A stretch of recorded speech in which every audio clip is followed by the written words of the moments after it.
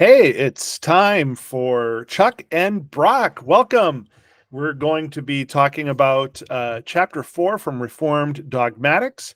And in doing so, we are doing generous theology from Herman Bavinck. And so today we are finishing up our work on chapter 4. We've been spending the last few weeks going through God's incommunicable attributes. And we're right at the tail end of that chapter. And today we're going to be talking a little bit about two of God's incommunicable attributes, but attributes that are related to each other. First, unity, and then simplicity. And we've been talking a little bit about these concepts all along because really all of this does tie together. It's really interesting how these incommunicable attributes, Brock, are really kind of tied together. It's almost as if you can't have one without the other, right? And so whether we're talking about unity and simplicity, or whether we're talking about omnipresence and infinity and some of those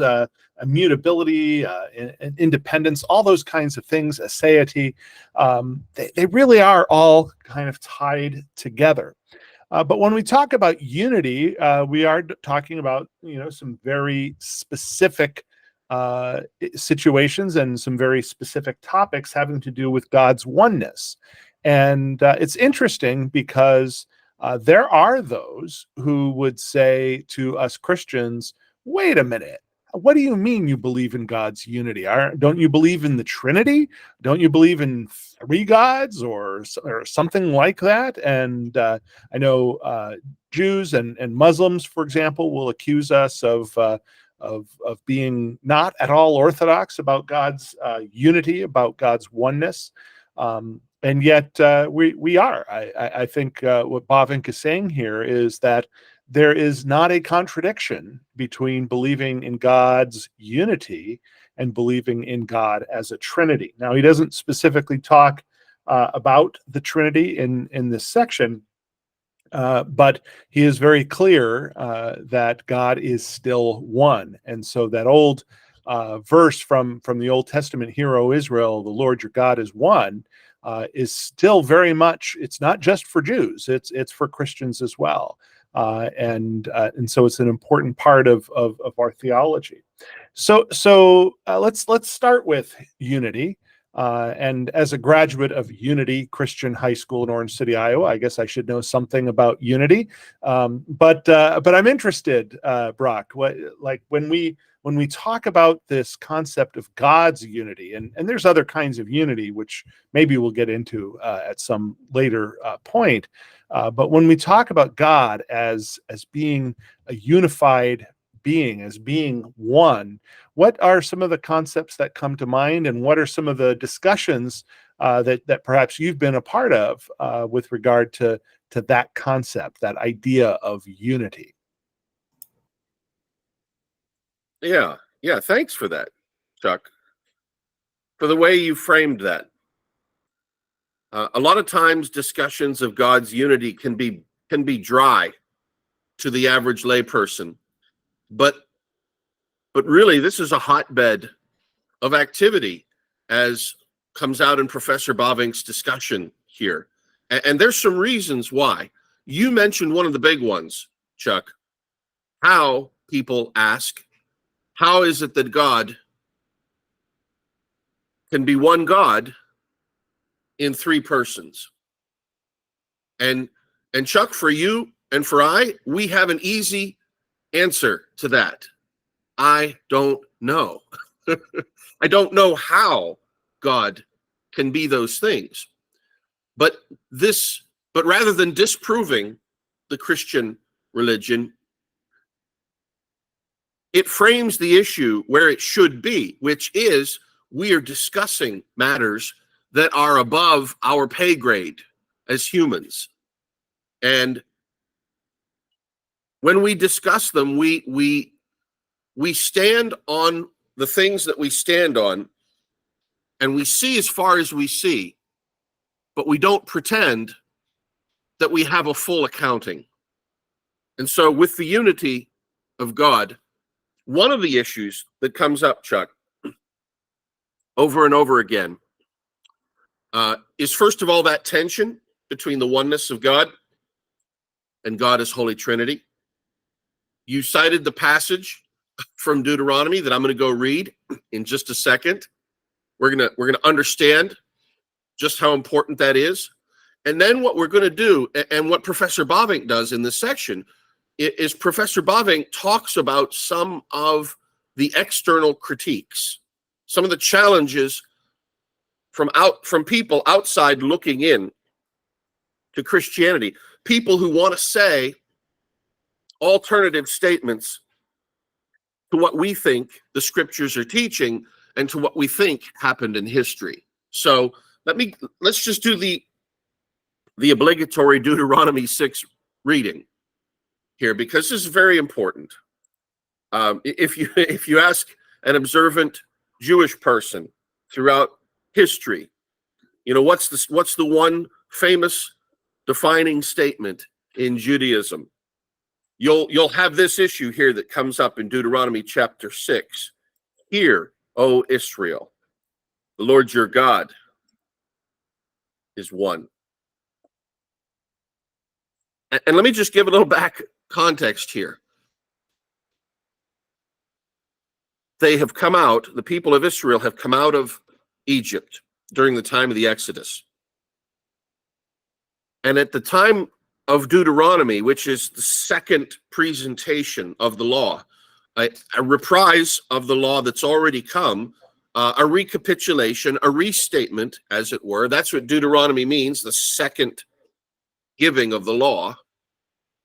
It says this in chapter 6, these are the commands, decrees, and laws the Lord your God directed me to teach you to observe in the land that you are crossing the Jordan to possess, so that you, your children, and their children after them may fear the Lord your God as long as you live, by keeping all his decrees and commands that I give you, and so that you may enjoy long life.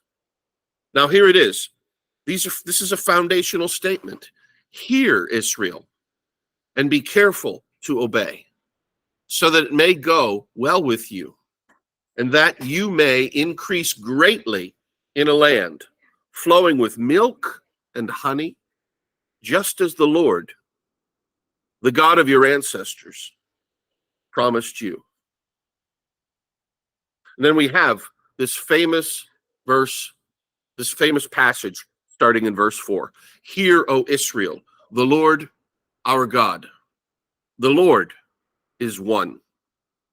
This is a foundational statement of God's unity.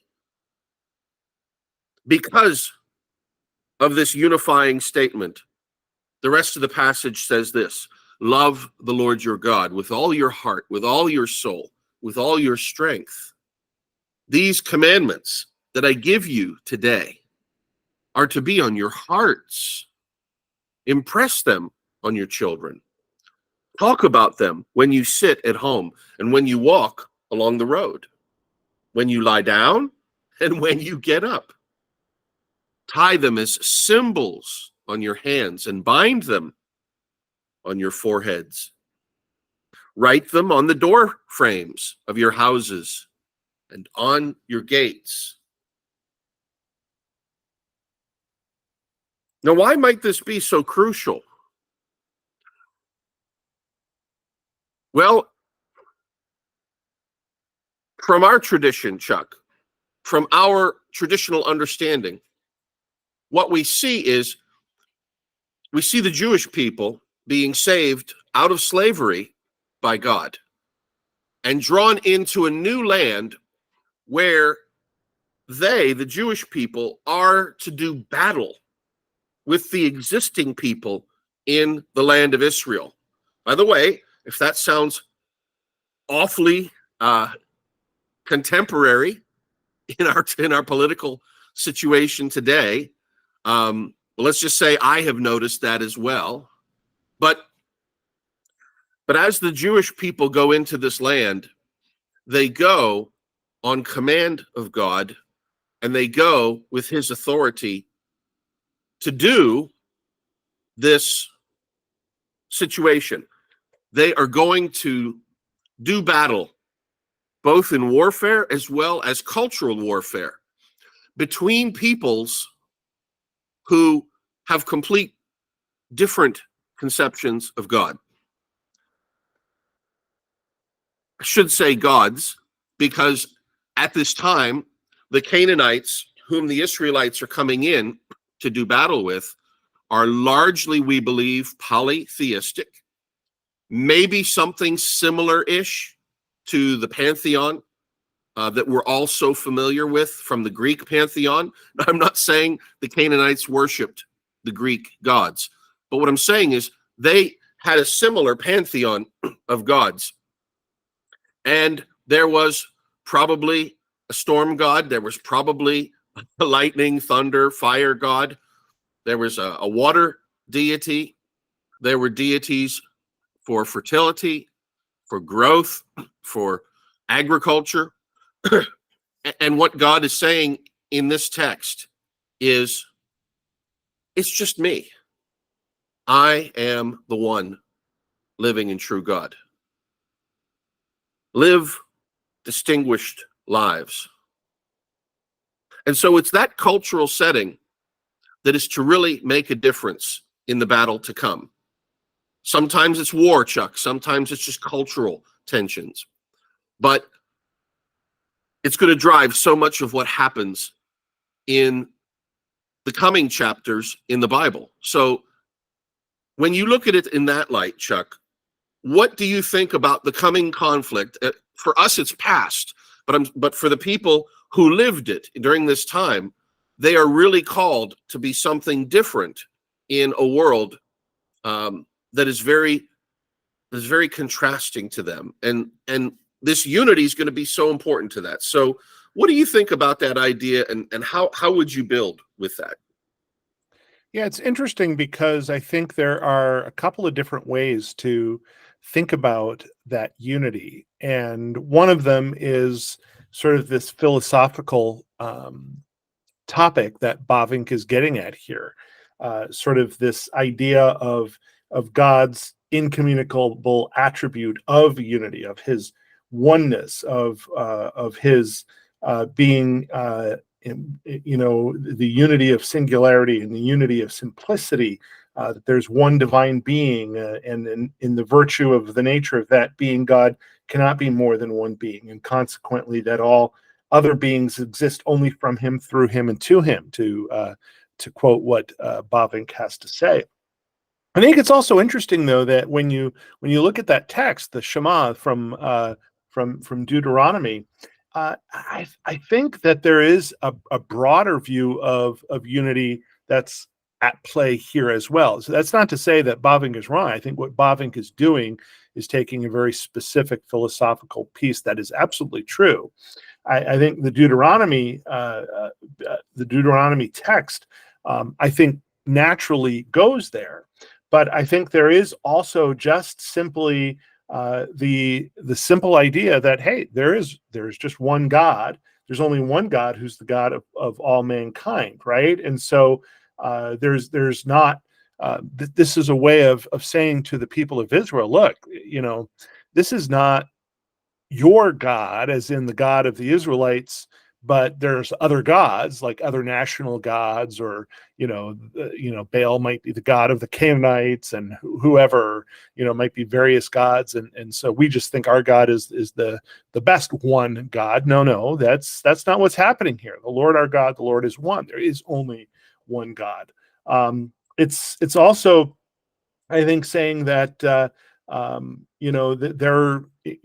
the polytheistic ideas of some of the nations around, that's wrong. The national deity ideas are incorrect, and so in the end, Jehovah, God, Yahweh, he's an absolute one, but this isn't just some kind of an abstract kind of notion. This isn't merely a philosophical construct, but it is actually saying, hey, God is who he is. He's not created.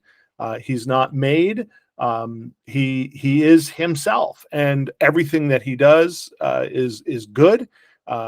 It's all a part of who he is. And I think it's important to weigh both of those things, because on the one hand,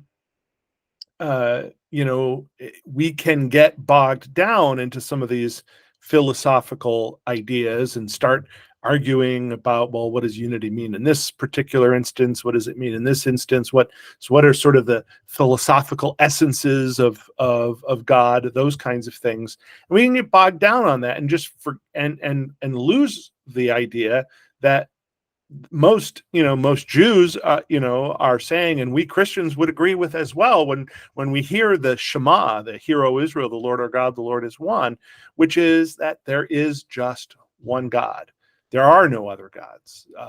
Those nations that believe in polytheism, those nations that have other gods, they're just wrong. Those gods are false gods. And so we're not going to turn things into idols. We're not going to bow down and worship at created things.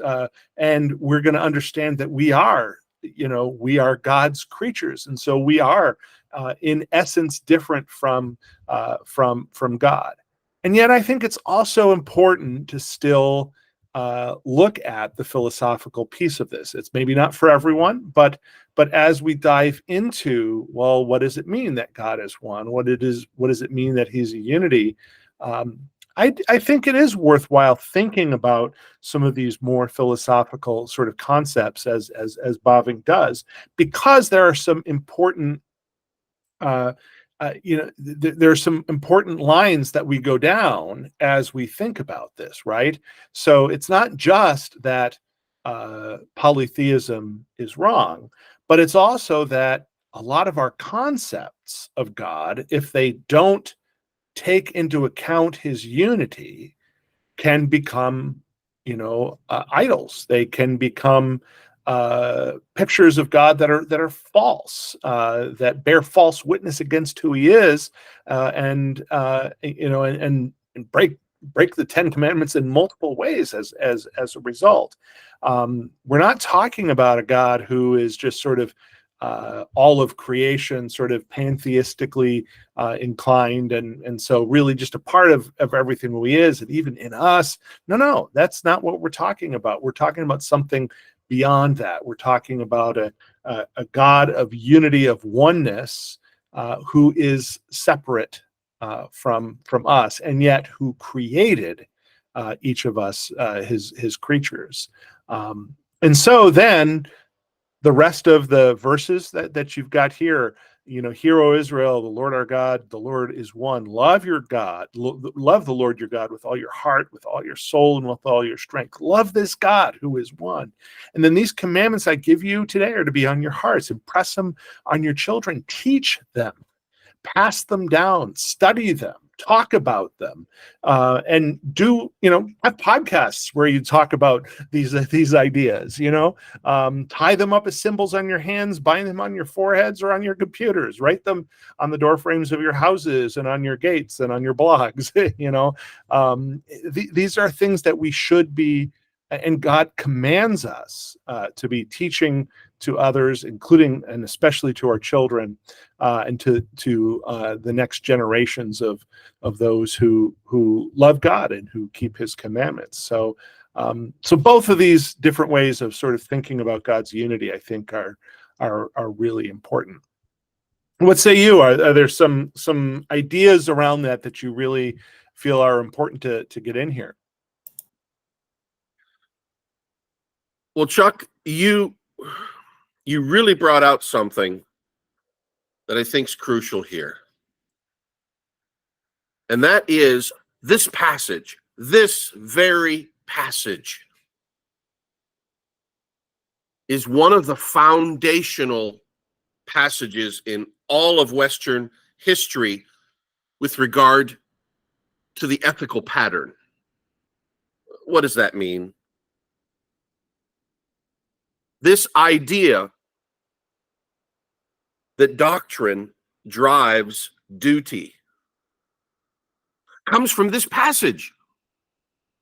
Hear, O Israel, the Lord your God. The Lord is one. That's the doctrinal statement. That's the statement about reality. Reality is this way. Therefore, do these things. Be this way. Love God with all your heart. Impress them on your children. Talk about these commands when you sit at home. Tie them as symbols on your hands.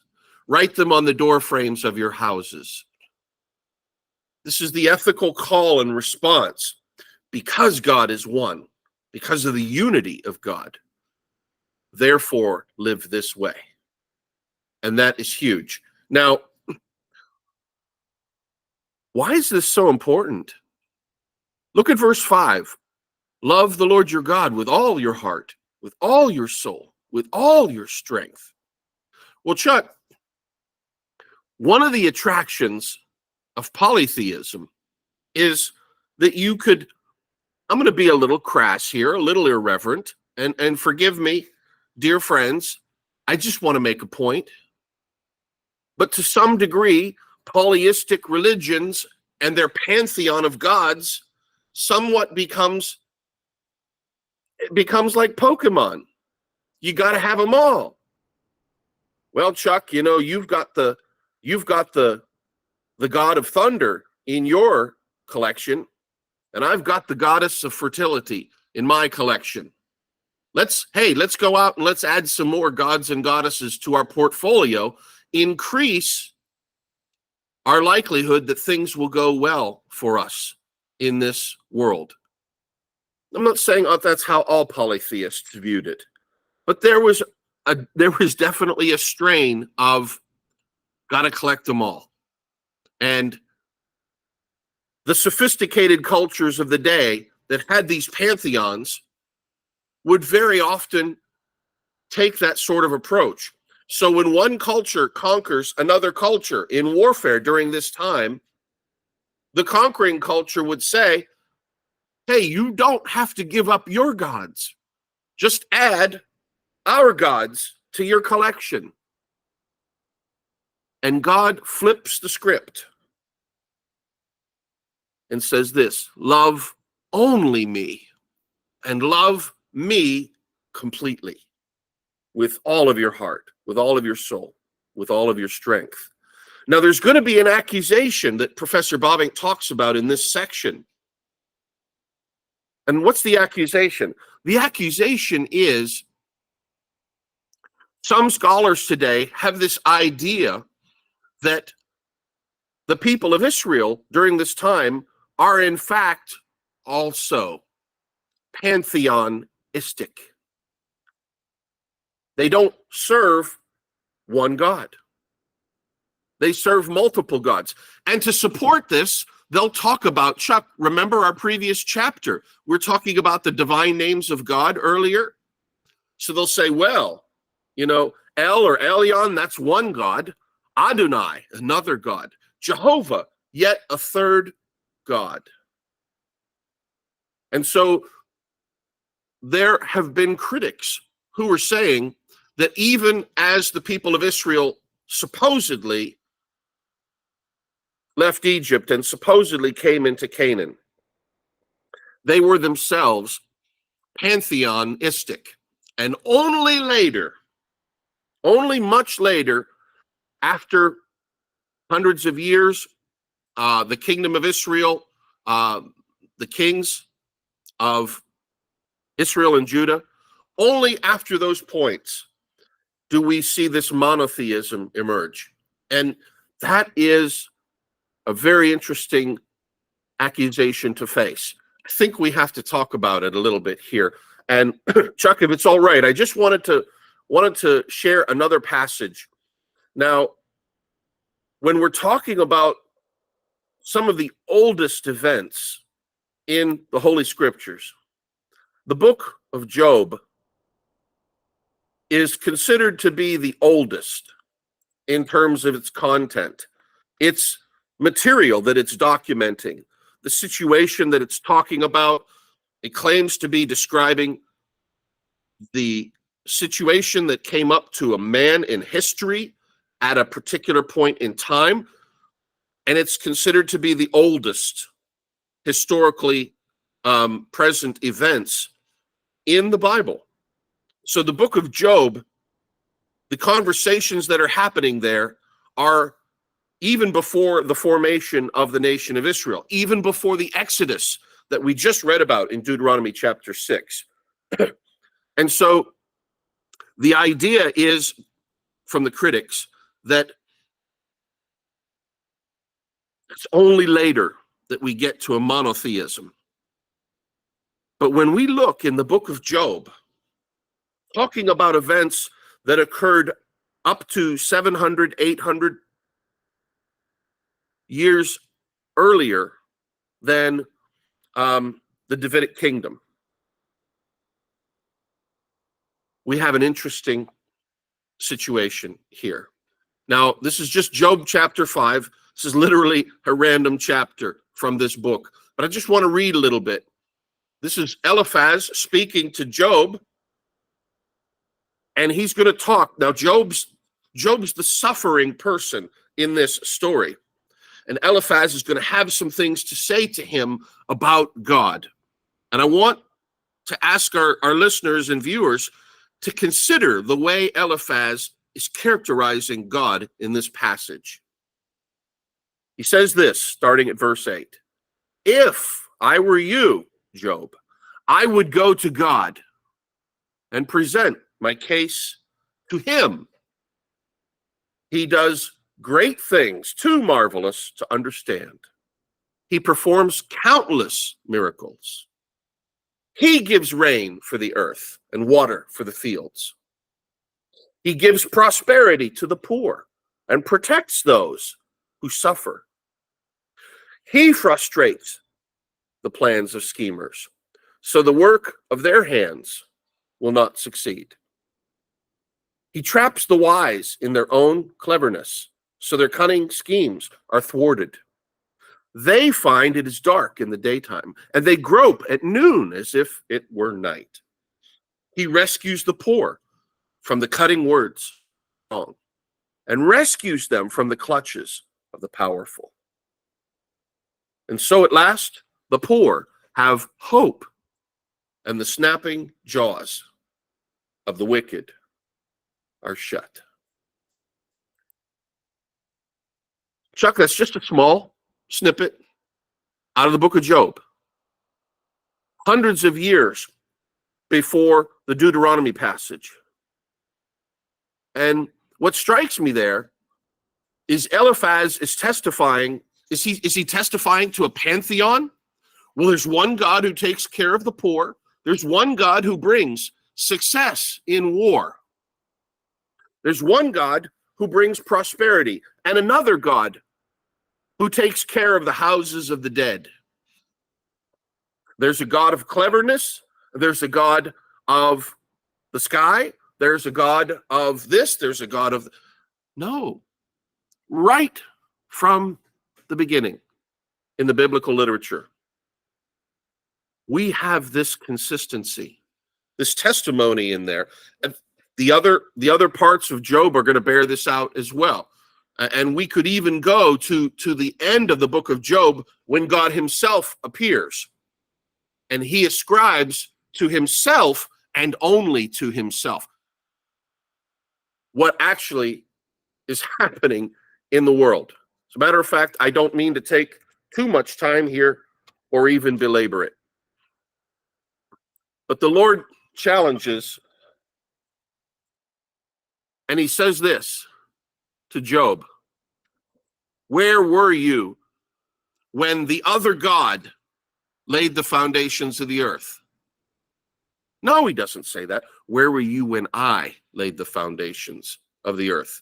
Verse 8, who kept the sea inside its boundaries as it burst from the womb? Well, it has to be that other God, the sea god, Poseidon. No, he doesn't say that. He says in verse 11, I said, this far and no further will you come. Here your proud waves must stop.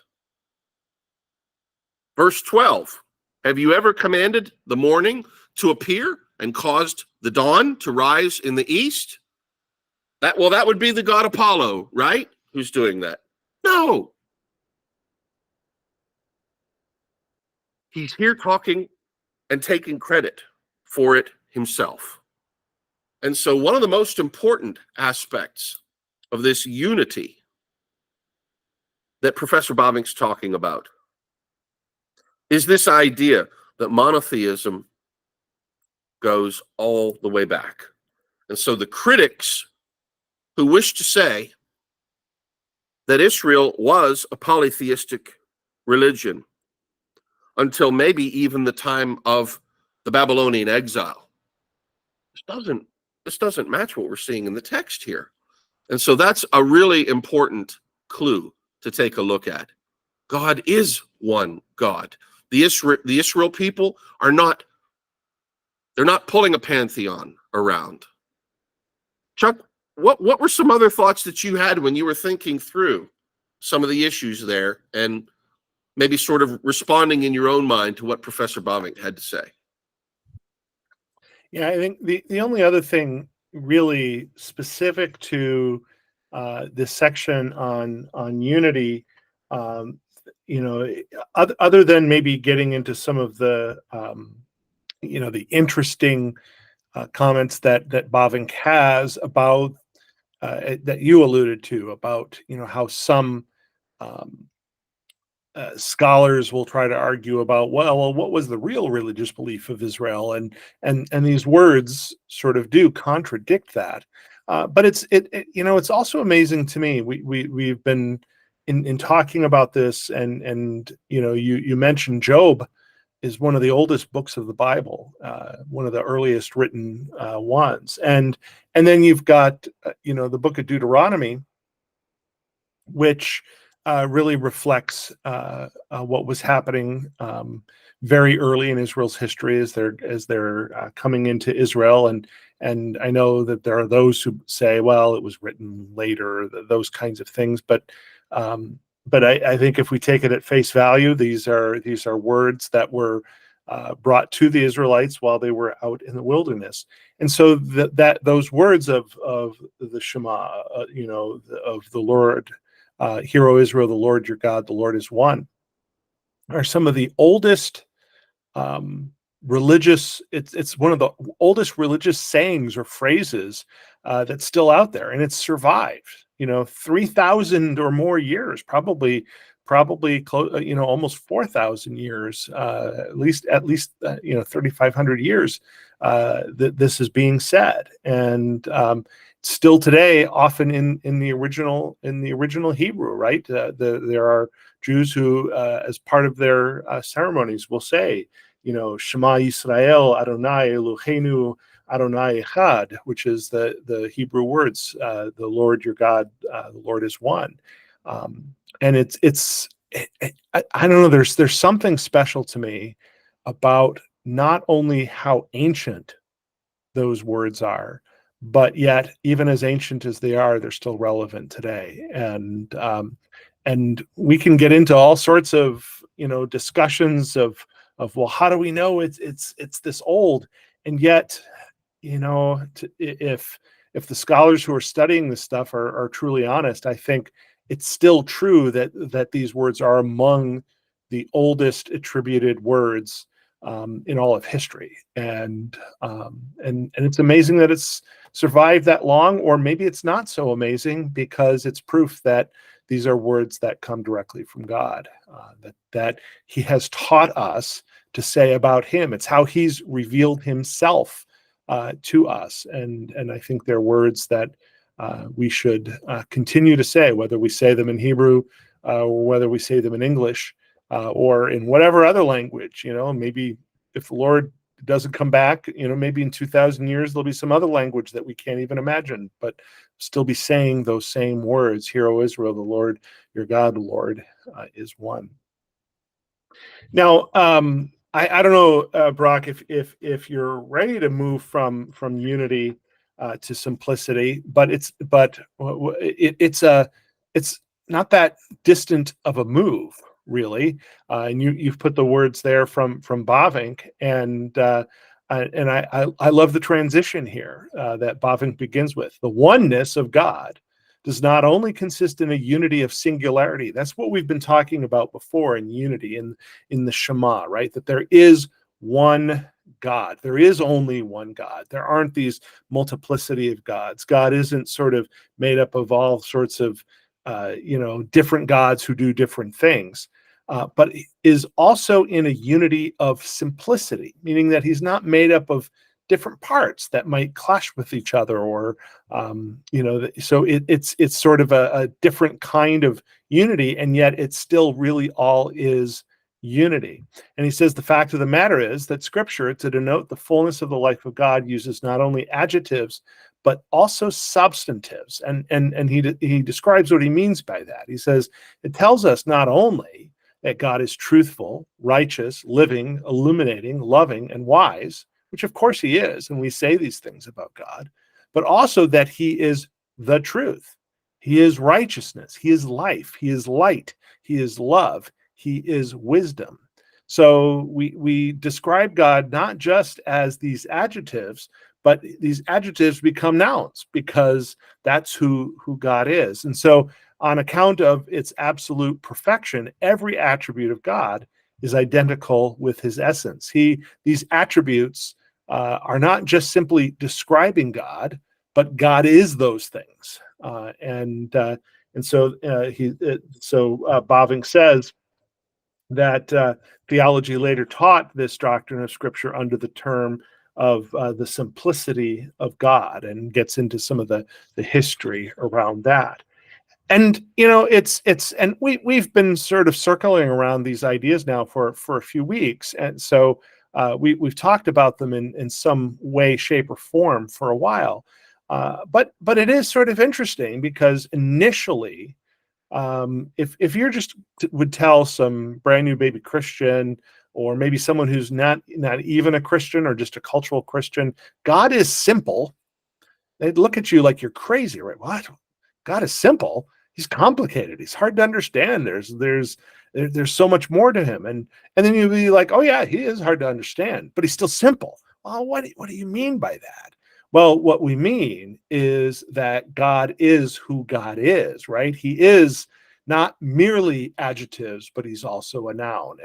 And for a grammar nerd like me, that just kind of is kind of a cool way to think about who God is. He's not just truthful, but he is truth. He's not just righteous, but he is righteousness. He's not just, but he is justice. He's not just wise, but he's also wisdom. And these things are really important things to consider about who God is. And we mentioned briefly, Brock, before we started recording, as we were doing a little bit of our pre-gaming, perhaps you could call it.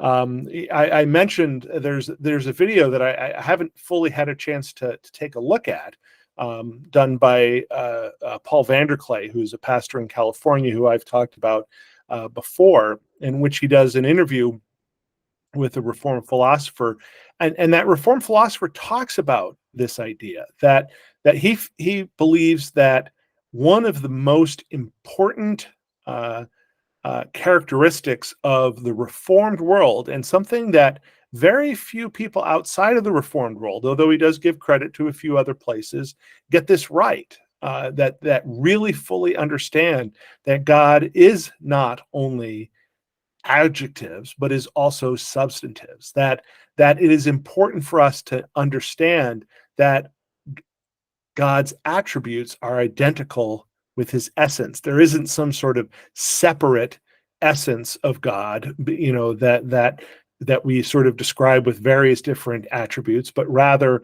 his attributes are his essence are his attributes. And he really gets into that. And maybe at some point we'll spend a little bit more time even interacting with this video. I'd love to do that, and just didn't have the time because I just saw this video for the first time today. But there is a really important piece of theology here, not just philosophy, but a really important piece of theology here in understanding God as his attributes being identical with his essence. Now, what about you, Brock? Where is that something that you find to be maybe missing in a lot of even Christians and how they view who God is? Yeah, Chuck, there is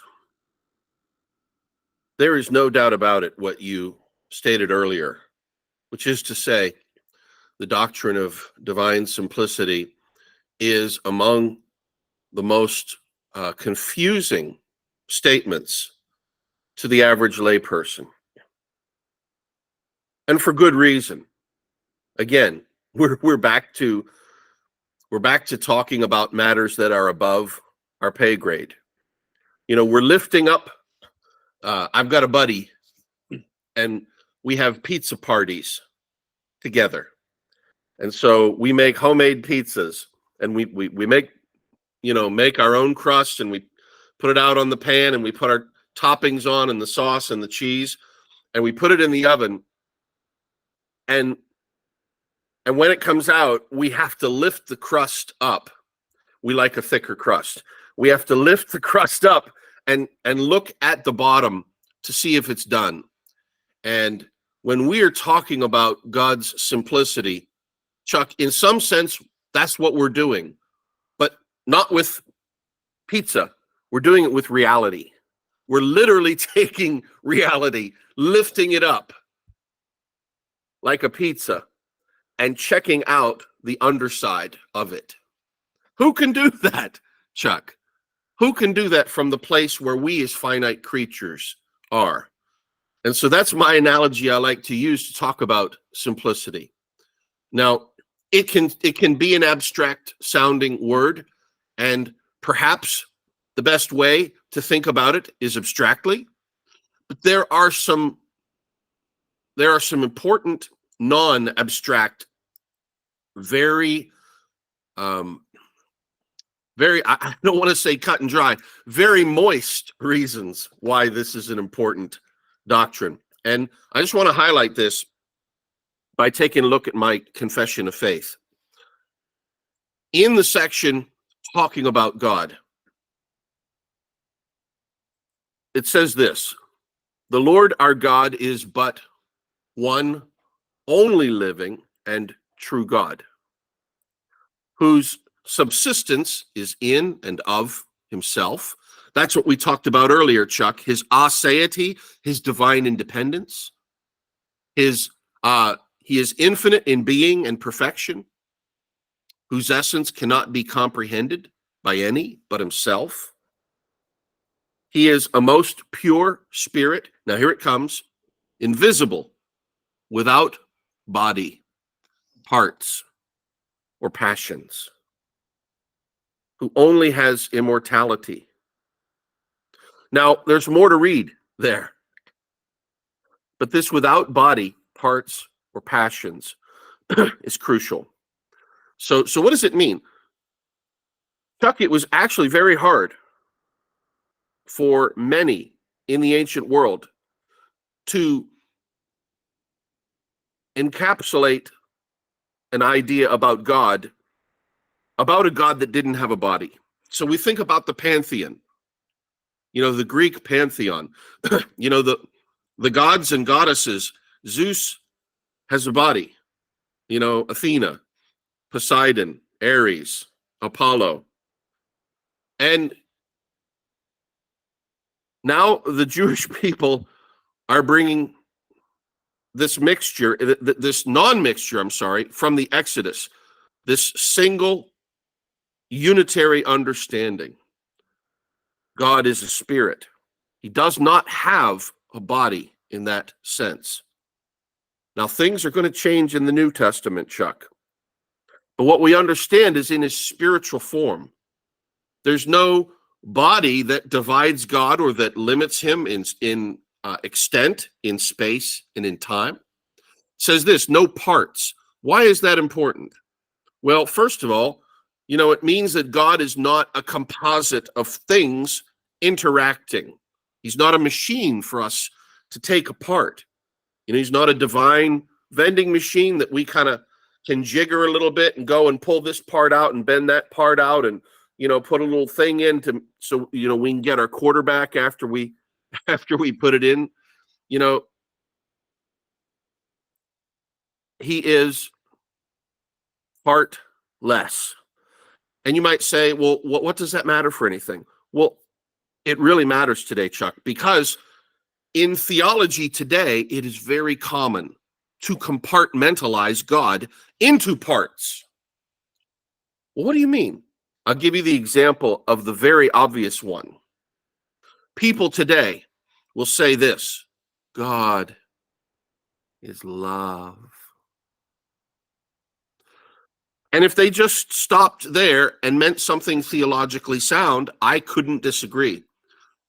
But what a lot of modern people mean when they say God is love is that they take that one aspect, that one word, and they make it the defining characteristic that excludes everything else that the scriptures have to say about God.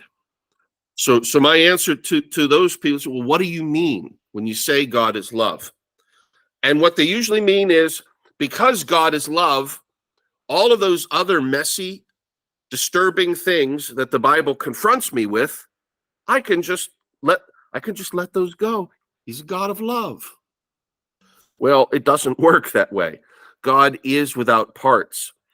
And while it's true that God is love, it is just as true that God is just and that God is holy.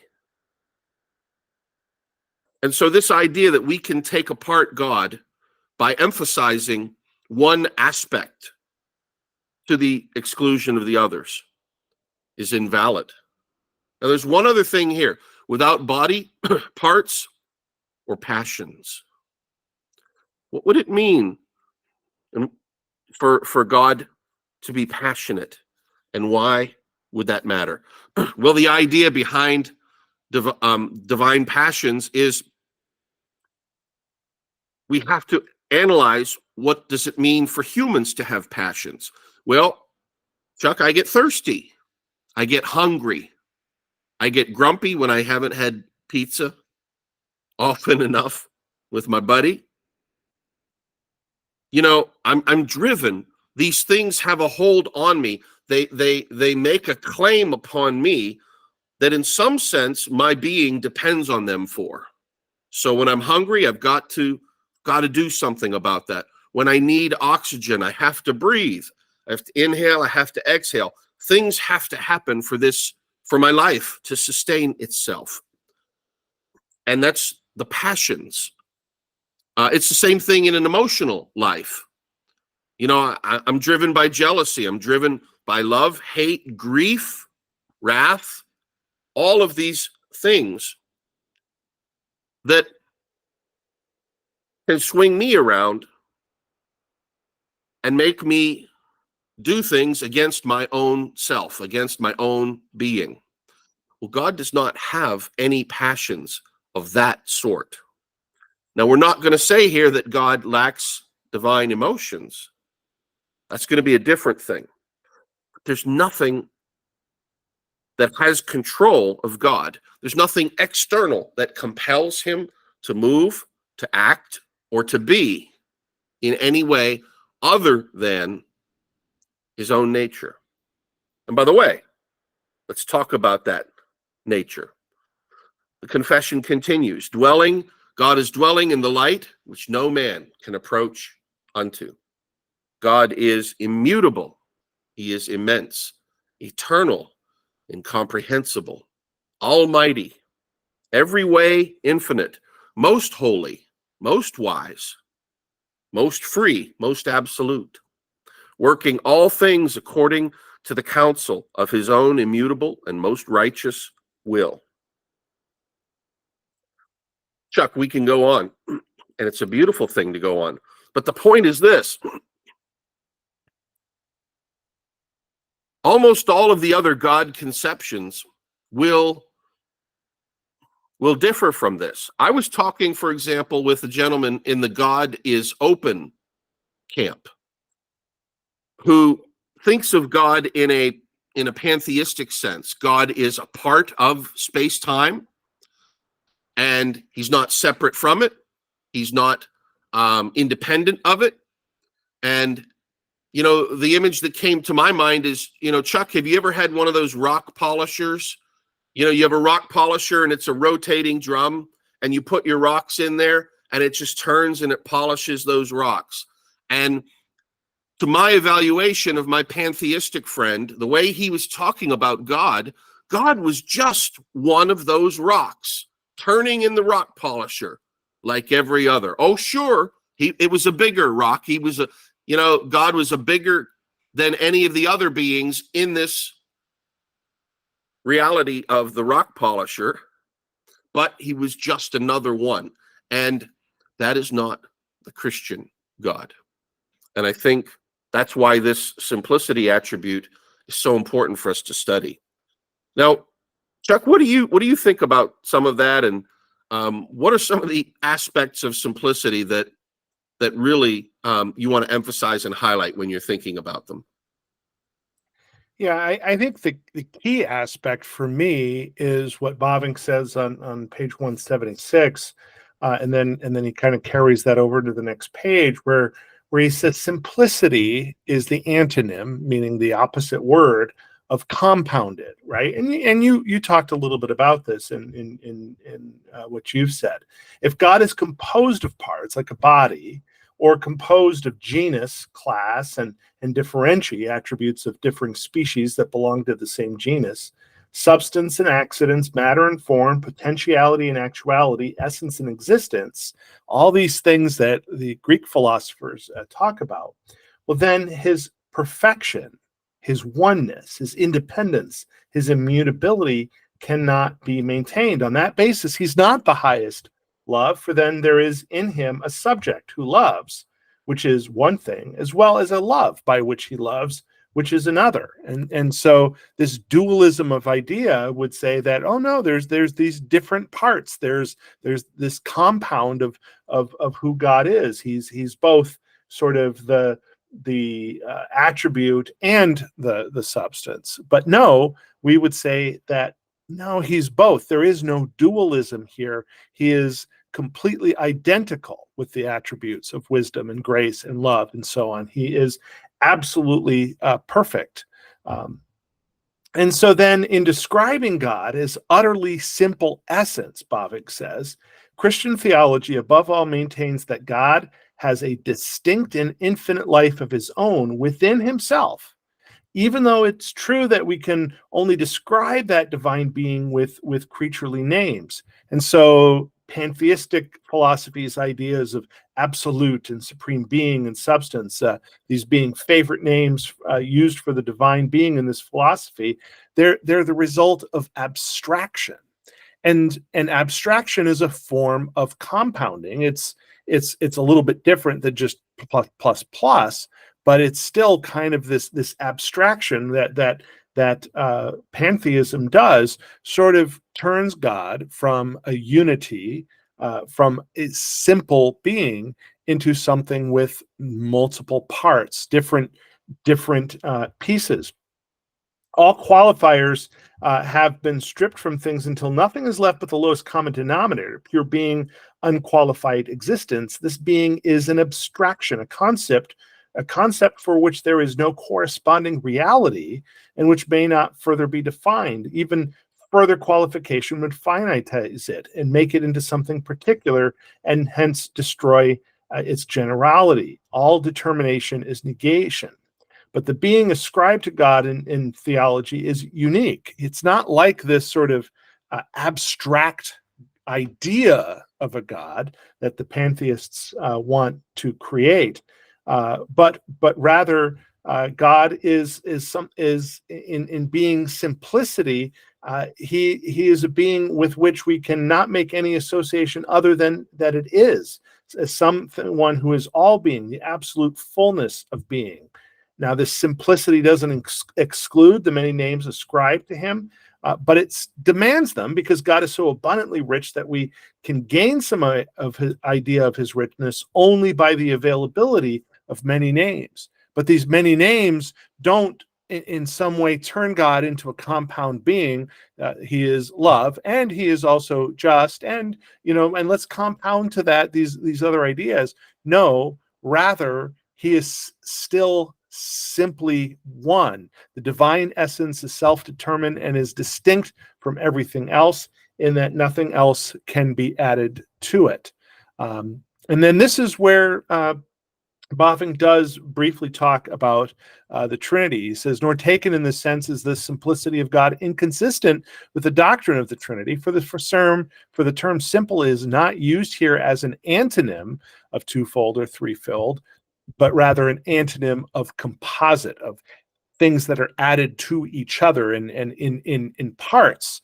The divine being is not composed of three separate persons, nor is each person composed of the being and personal attributes of that person, but the one uncompounded simple being exists in three persons. Each person or personal attributes not distinguishable in respect of essence, but only in respect of reason. And so I think this gets kind of deep into the waters, but I think it's important to think about these things and to understand that when we think about God in terms of his existence, in terms of ontology, there can really only be that simple unity who is God. And so while theologically we'll talk about the Trinity, and we might tend to ascribe certain traits more to one than the other, what Bavinck is saying is that now that's really only done more for the purposes of our rational understanding of him. In the end, what God's in essence is he is just this one simple being who can be expressed and exist in three persons, but still is one. And now, Brock, if that makes you kind of scratch your head and not quite, it'd be like, I kind of get it, but still it's a little beyond me. Well, join the club, because I think even the smartest of philosophers, Christian philosophers, have said this is a complex idea. It's hard to sort of fathom, but there's a reason for that. It's because God is unfathomable, because he's far beyond us. And so as we attempt to understand him, we're still attempting to understand him from our limited perspective. But I thought that those two sections of this section on simplicity were really helpful to me in sort of getting a handle on what really is divine simplicity, and how it's different than, simplicity is not compound. It's the antonym of compound, but that doesn't necessarily mean that the Trinity and God's simplicity are in some way in conflict. So it's good stuff, and really interesting to think about, even though it can be kind of challenging to think about at times.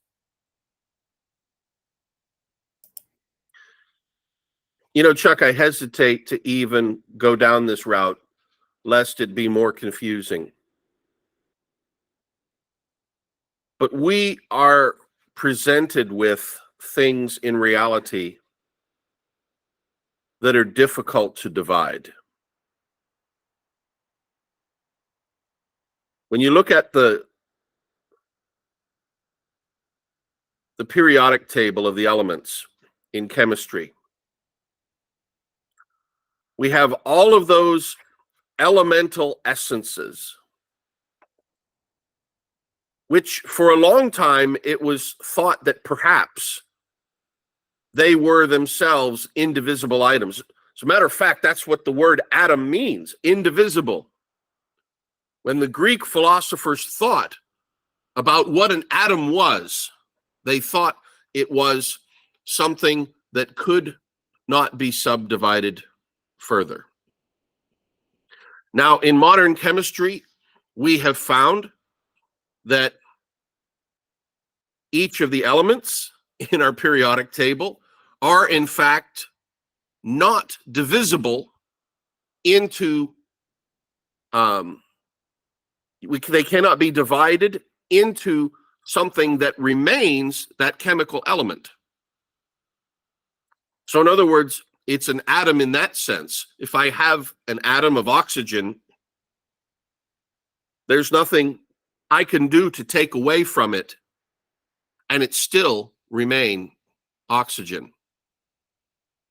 But we've since found that at least with respect to the chemical elements, there are these subatomic particles, that things can be decomposed into further parts. Chuck, will the physical sciences, will the material sciences ever find something that truly is atomic in that old ancient Greek conception of indivisible and one thing? Well, whether or not they find it in the material realm, we have it here in our scriptures. There is, O Israel, hear, O Israel, the Lord your God is one. There is one being with a simple essence, indivisible, without body, parts, or passion. And wow, what a thing it is to find that out. Now, Chuck, we only found this out because we read the scriptures that being has given us. How could we have ever found this out if we had not had that revealed to us? Would we be like our ancestors in antiquity, idolaters to a person, following this god of fire, this god of air, that god of water, this god of earth? Would we still be there, just in a more sophisticated fashion? Well, the answer is, Chuck, we still would be, because this gets into conceptions that are common in today's contemporary life. Now, hardly anybody is running around talking about the Greek pantheon or the Canaanite pantheon or the Egyptian pantheon. But Chuck, in contemporary matters, there are really a lot of other conceptions out there about, are there any beings like that? And we as Christians bring our scriptures to the marketplace of ideas, and we proclaim the God who lives and who exists and who has this simplicity of being. And Chuck, it's a thing of wonder that you and I can get to talk about this. Let me throw it over to you for some final thoughts.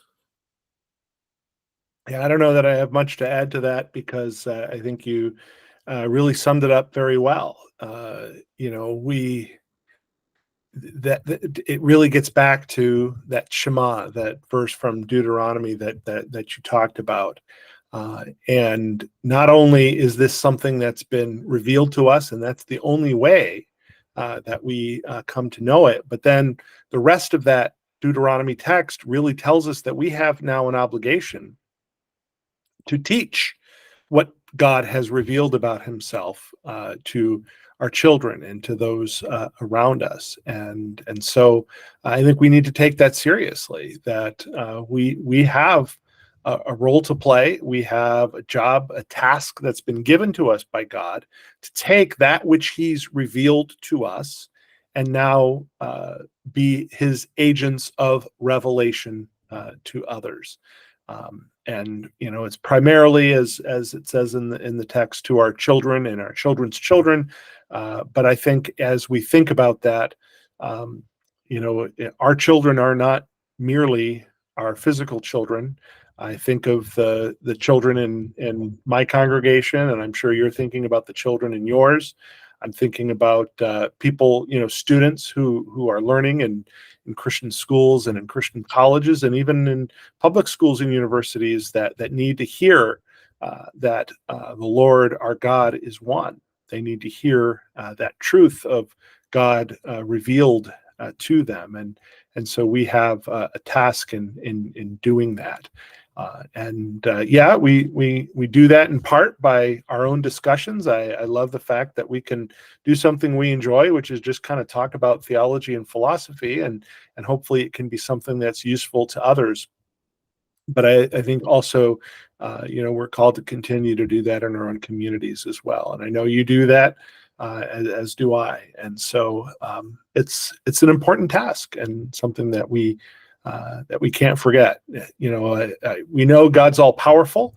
That also comes, as part of all what we've been talking about. And so that text that says, well, if you won't testify, well, then even the rocks will cry out. Well, we know that this message will get out in any way, but God does want us to be His agents of revelation, and that there's something really amazing about that we get to be agents of that revelation, and we're only small parts of it. We can't fully understand it. We can only understand it in part, but yet we get to be a part of that whole thing. So it's amazing. Why don't I just close in prayer? And again, I'm just going to start with that verse from Deuteronomy, the Shema Yisrael Adonai Eloheinu Adonai Echad. Hear, O Israel, the Lord our God, the Lord is one.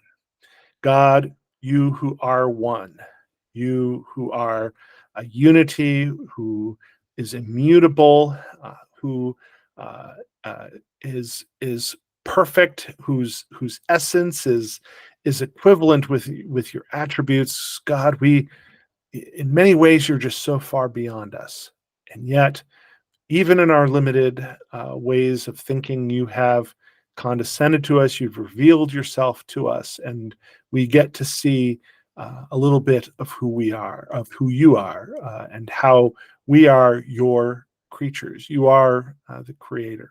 Help us to always keep that in mind. Help us to keep that distinction forward in our thinking. Help us to never underestimate who you are and try to turn you into a mere abstraction, and in doing so, render you into something who you are not. Help us not to turn you into something creaturely, and in so doing, turn you into merely some kind of a pagan idol. But help us to really fully understand and never lose who you are, the one God. Hear, O Israel, the Lord our God, the Lord is one. Amen.